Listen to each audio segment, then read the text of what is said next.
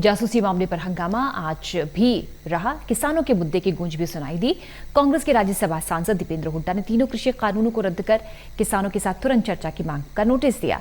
दीपेंद्र हुड्डा ने कहा कि किसानों के मुद्दे पर सरकार को संसद में घेरने की मुहिम चलती रहेगी।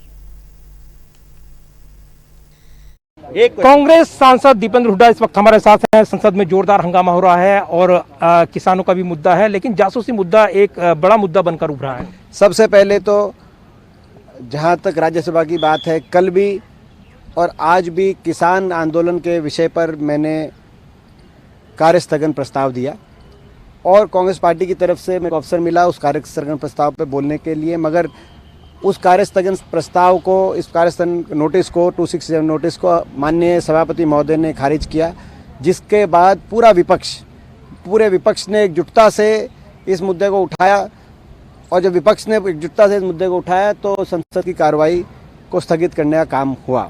दुर्भाग्य की बात है, 8 महीने बीत गए, 400 किसानों की जान कुर्बान हो चुकी है, मगर इस सरकार का अहंकार अभी तक नहीं टूटा है। ये सरकार बातचीत तक भी किसानों से राजी नहीं है, इसीलिए संसद के अंदर हम ये लड़ाई लड़ रहे हैं और ये लड़ाई लड़ते रहेंगे। लेकिन हम देख रहे हैं कि अकाली दल का ये आरोप है कि जब किसान प्रोटेस्ट कर रहे हैं, संघर्ष कर रहे हैं, संसद में ये मुद्दा सबसे पहले उठना था, कांग्रेस दूसरे मुद्दों को उठा रही है। हमने ये मुद्दा उठाया, मैंने नोटिस दिया, एक बार नोटिस की कॉपी दिखाओ। नहीं, उठाया, वो कांग्रेस पर आरोप लगा रहे हैं कि जासूसी का मुद्दा दूसरे मुद्दों में। कांग्रेस पार्टी की तरफ से ये नोटिस मैंने दिया है और इसी नोटिस को ही कांग्रेस पार्टी ने राज्यसभा में मेरे को उठाने के लिए, जो है कांग्रेस पार्टी की तरफ से भी और समूचे विपक्ष की तरफ से भी मैंने इसको मुद्दे को उठाया।